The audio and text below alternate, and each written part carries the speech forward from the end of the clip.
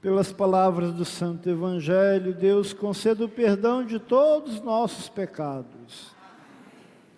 Querido diácono, queridos filhos e filhas, a liturgia de hoje ela nos convida a refletir, primeiramente, sobre a necessidade de uma virtude que é muito importante na nossa convivência, nas nossas famílias, na vida em comunidade, enfim, na sociedade, de um modo geral, que é a humildade. A falta dela provoca muita coisa ruim entre nós. A falta dela provoca discórdias, conflitos, desentendimentos. E por causa dessa falta, muitas relações, amizades, até mesmo famílias são destruídas. Quando ela falta, a gente se coloca diante de Deus como se eu não precisasse dele.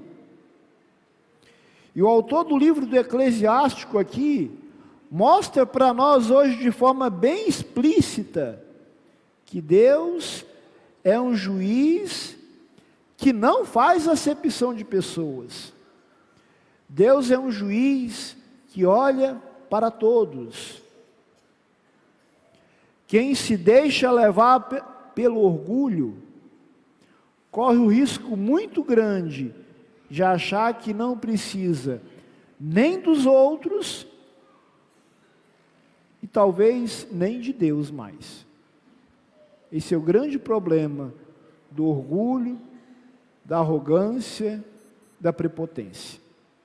Infelizmente, muitos caem nesse erro. O autor do livro do Eclesiástico, falando da sabedoria de Deus, fala para nós: o Senhor é um juiz que não faz discriminação de pessoas e não é parcial em prejuízo do pobre. Ou seja, Ele sempre vai estar atento àqueles que estão sofrendo. Portanto, não tenhamos medo de entregar nossas súplicas, nossas dificuldades, se colocar como pobre diante de Deus. O que é ser pobre diante de Deus? É se reconhecer que sem Ele eu não sou nada. É reconhecer que sem Deus na minha vida eu não tenho nada. Tudo que eu tenho, possui, tudo aquilo que eu sou, é graça de Deus na minha vida. Tudo que nós temos. A vida vai nos ensinando, o comércio, a televisão, nos ensina que nós podemos tudo, podemos comprar tudo, nós não podemos tudo. Tudo que nós temos e somos é graça de Deus na nossa vida. Tudo que você tem, você vai perder. Até a sua saúde. Se você está em algum lugar, está em algum posto, tem algum status, algum dia você vai perder. Pode ter certeza disso. E como é tudo graça de Deus, logo, tudo aquilo que a gente faz deve ser para a honra e glória de Deus. Um homem que nos ensina muito bem isso, São Paulo. São Paulo hoje escreve para Timóteo, e vejamos a profundidade da leitura. Já estou para ser oferecido em sacrifício, e aproxima-se o momento da minha partida. Ou seja, ele reconhece, depois de um longo trabalho, de missão, de evangelização, que ele ofereceu toda a sua vida em sacrifício a Deus. Doou o seu tempo, a sua saúde, toda a sua disposição, a sua vida para Deus. Combati o bom combate, guardei a fé. Ou seja, mesmo diante das perseguições, e ele sofreu muitas, diante das adversidades, ele guardou a fé. Significa dizer que ele deixou Jesus transformar ele no mais íntimo do seu ser. E quando o ser humano deixa que Jesus o transforme, sendo bem franco, a gente não fica muito preocupado com a vida do outro, não. Quando eu deixo Jesus me tocar, a exemplo de São Paulo, eu esqueço do outro. Agora está reservada para mim a coroa da justiça. Completei a corrida. Ou seja, ele teve um esforço pessoal, uma luta pessoal, uma batalha interior para guardar essa fé. Ele reconhece que ele era pequeno, e sem Deus ele não era capaz de nada. Nós estamos falando aqui, não é de qualquer homem não, é de Paulo, o apóstolo Paulo, que evangelizou lugares que ainda nem sequer tinha ouvido falar de Jesus. Será que foi fácil para ele? Será que foi fácil? Certamente não. Ainda mais que ele vinha de outra cultura. Passou por um longo processo de purificação, de conversão. Paulo nos ensina que a conversão, ela é um processo de transformação interior. E ao passar por um processo de conversão, que não é um momento, é durante toda a nossa vida, a gente vai se colocar diante de Deus como o cobrador de impostos. Jesus, no Evangelho, mostra duas situações, contando uma parábola, e toda parábola é uma pequena catequese de Jesus acerca de uma realidade concreta de pecado que existia no seu tempo. Jesus olha a realidade e uma forma dele catequizar para dizer que aquilo estava errado, ele conta a parábola. Dois modos de rezar. Exemplo de uma pessoa que deixou ser tocado por Deus, e o outro que não está nem aí para Deus. O fariseu. Os fariseus eram um grupo, uma seita dentro do judaísmo, muito zelosos quanto ao cumprimento da lei, altamente conhecedores da lei, dos profetas, da Sagrada Escritura, detalhe por detalhe. Só que tinha um problema entre eles. O que vemos aqui na atitude do fariseu. Como que ele reza? Eu te agradeço porque não sou como os outros homens, ladrões, desonestos, adúlteros. Jejuo 2 vezes por semana, dou o dízimo de toda a minha renda. Ou seja, ele está agradecendo a Deus por ser um homem justo. Que bom que ele é um homem justo, andando conforme a lei mandava. Ponto. Aqui ele está falando da vida dele. O problema da oração dele aparece quando ele começa a falar do cobrador de impostos, o outro homem que estava ao lado dele. Se estava errado, se estava certo, o outro. E aqui tem um grande ensinamento de Jesus para os dias de hoje. O outro, se ele está certo, se ele está errado, ele vai prestar contas a Deus. Somente Deus tem autoridade para julgá-lo. Quando eu olho demais para a vida do outro, eu acabo esquecendo da minha, e acabo esquecendo que eu também sou pecador e preciso de conversão.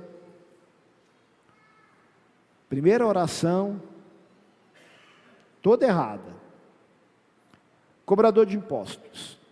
A figura do cobrador de impostos no tempo de Jesus, a profissão em si, não era nem a pessoa. O simples fato de ser cobrador de impostos já era rotulado como pecador e impuro.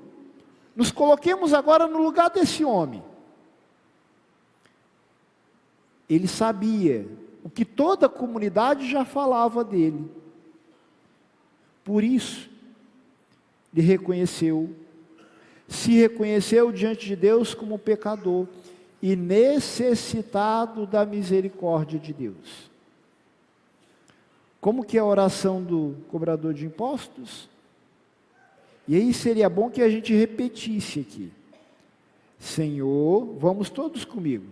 Senhor, tende piedade de mim, porque sou pecador. Gente, olhemos para essa frase que nós acabamos de falar. Tende piedade de mim, porque sou pecador. Cobrador de impostos, é como se ele dissesse para Deus: Senhor, está aqui, a minha vida. Essa pessoa aqui, cheia de erros, pobre, que é cheio de falhas, esse aqui sou eu. Portanto, tem piedade de mim, porque sozinho eu não dou conta de resolver os meus problemas. É exatamente o contrário da oração do fariseu. Nós, quem tem fé, se coloca.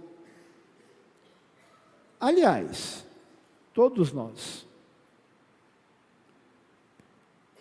A nossa oração verdadeira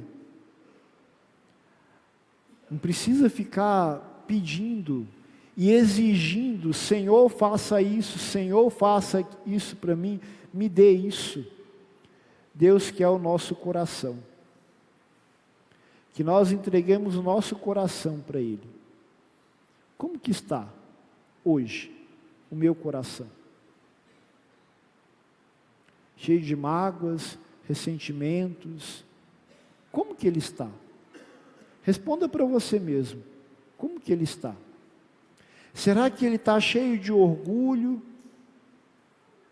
autossuficiência, como a gente dá para perceber um pouco na primeira oração?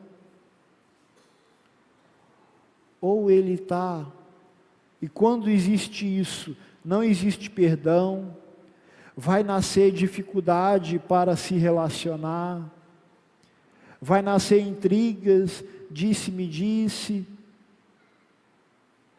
Agora, quando eu me reconheço necessitado da graça de Deus, nunca eu vou passar em cima dos outros. Quando eu reconheço que eu sou pobre, consequentemente, eu vou também compreender que às vezes, e muitas vezes, eu também vou precisar do outro.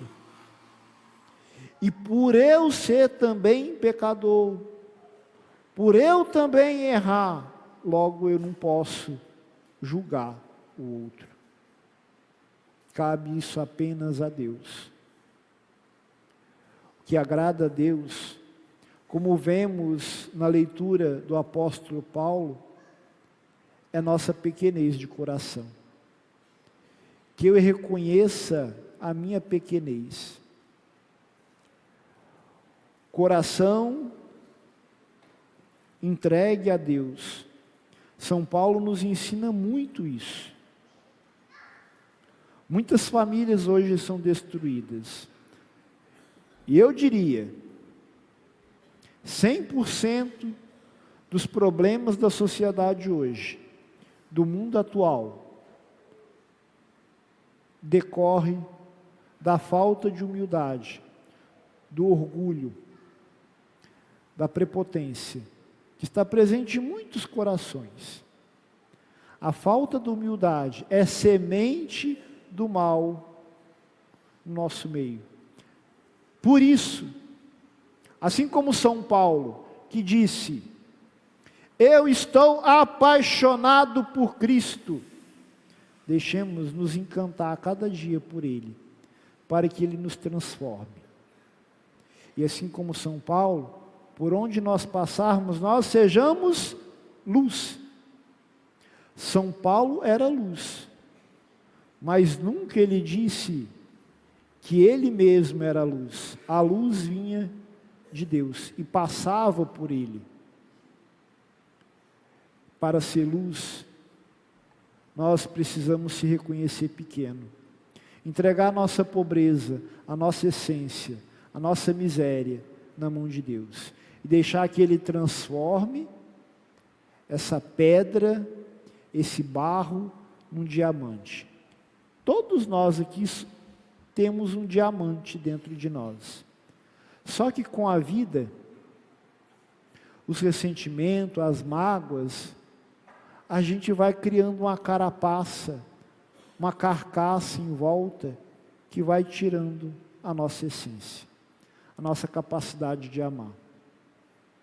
Aqueles que quiserem, feche os olhos e cante a música que vai ser cantada e meditemos um pouco essa letra.